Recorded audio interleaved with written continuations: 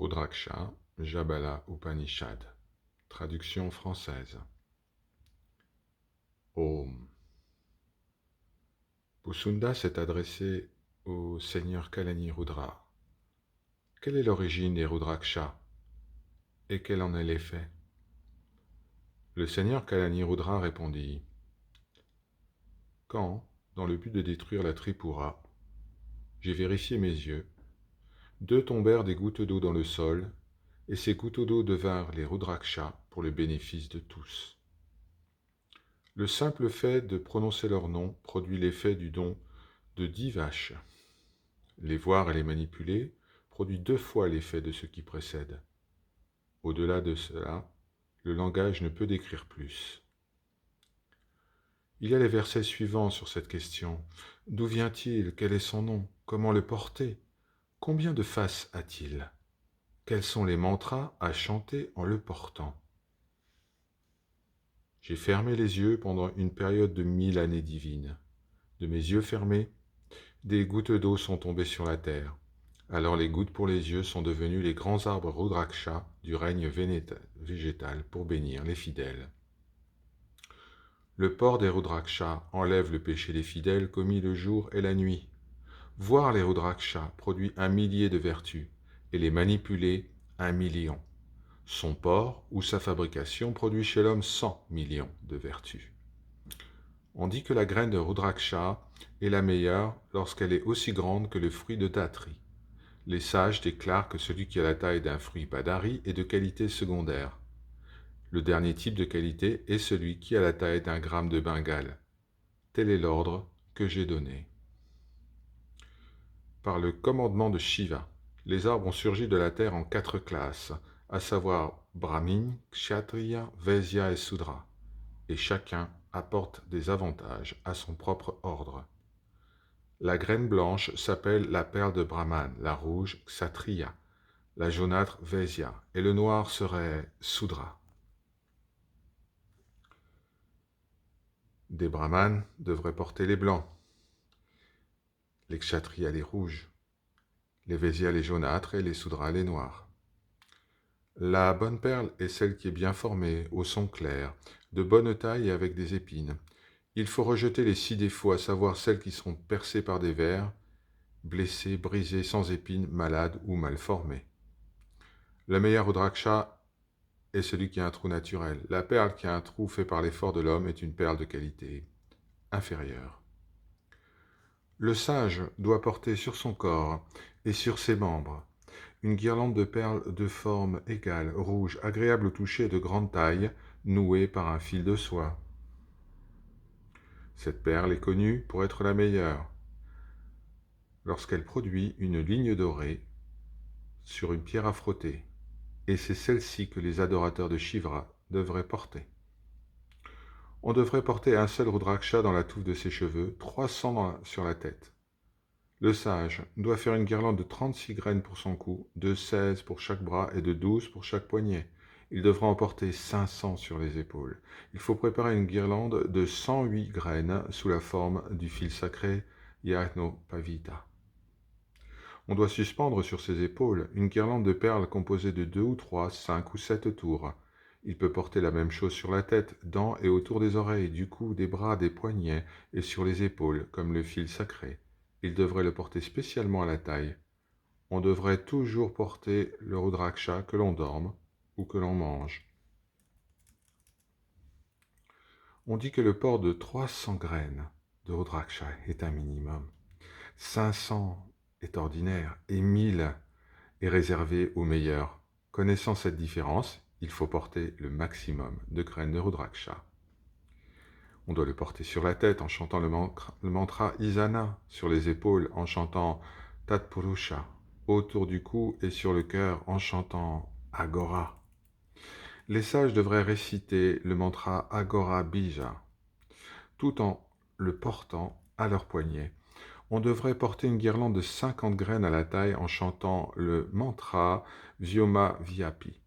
On devrait porter, dans tous les endroits des organes d'essence, une guirlande de 5 ou 7 perles chantant le Panchabrahman. Busunda s'est ensuite adressé au seigneur Kalani Rudra. Seigneur, dites-moi les différents types de Rudraksha, leur nature, le résultat de leur port, ainsi que leurs différents aspects, et ceux qui chassent les maux et ceux qui donnent les objets désirés. Le seigneur répondit, voici les instructions. Le Rudraksha a une face, représente la réalité suprême. Le porter avec des sens totalement sous contrôle, c'est se fondre dans la réalité suprême. Celui qui a deux faces, ou le meilleur des sages, eh bien, celui qui a deux faces représente Arnashvara, le Seigneur, avec une forme mi-masculine et une forme mi-féminine. Si le sage porte ce Rudraksha à deux faces, Arnaisvara devient toujours satisfait avec lui.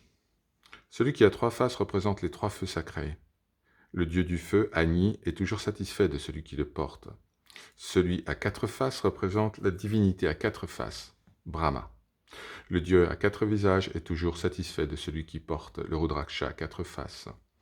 Le Rudraksha à cinq faces représente les cinq formes de Brahma, de Sadhyoyata à Isana.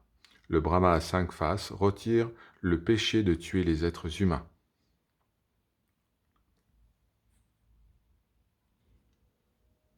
Le Rudraksha a six faces à Kartikeya, comme sa divinité tutélaire. Le porter apporte une grande richesse et une très bonne santé. Le sage doit le porter pour obtenir l'éclat de l'intellect. Les grands hommes disent qu'il a également Vinayaka comme divinité tutélaire. Le Rudraksha aux sept faces a le Saptamatrice comme ses divinités tutélaires. Le porter apporte une grande richesse et une très bonne santé et garantit au porteur la pureté personnelle et l'atteinte de la clarté de l'esprit. Rudraksha à huit faces, c'est l'Ashtamatrice, qui sont ses divinités tutélaires. Il plaît aux huit Vasus et à la déesse Ganga. Son port plaira aux dieux et déesses ci-dessus, fidèles à leurs paroles. Rudraksha aux neuf faces a les neuf Shaktis comme divinité tutélaire. Le simple port de celui-ci plaît aux neuf Shaktis. Le Rudraksha à dix faces a Yama comme déité tutélaire. Un regard sur elle créera un effet moindre de ses péchés. Il n'y a aucun doute là-dessus. Le Rudraksha à 11 faces a les 11 Rudras comme déité tutélaire. Les grands hommes disent que les divinités augmentent la prospérité de celui qui le porte toujours. Le Rudraksha à 12 faces représente le grand Vishnu et aussi les 12 Adityas. Le porteur de celui-ci assume la forme de la divinité. Le Rudraksha à 13 faces produit les objets désirés et la perfection agréable. Le simple port de celui-ci plaît à Kamadeva. Le Rudraksha à 14 faces tire son origine des yeux de Rudra. Il supprime toutes les maladies. Le porteur aura toujours une excellente santé. Le porteur des Rudraksha devrait éviter les aliments interdits, à savoir l'alcool, la viande, l'oignon blanc ou le sanglier du village. Il devient libéré de tous les péchés s'il porte le Rudraksha les jours de l'éclipse, des solstices, le début de chacun du mois solaire et des 6 mois de nouvelle lune et de pleine lune, et les jours complets. On dit que la racine de l'arbre Rudraksha est Brahma, le tronc de celui-ci est Vishnu, et les branches Rudra Shiva, et tous les fruits sont tous les dieux. Sankuamra s'est ensuite adressé au seigneur Kalani Rudra. Exposez-moi, Seigneur, les règles du port des Rudraksha.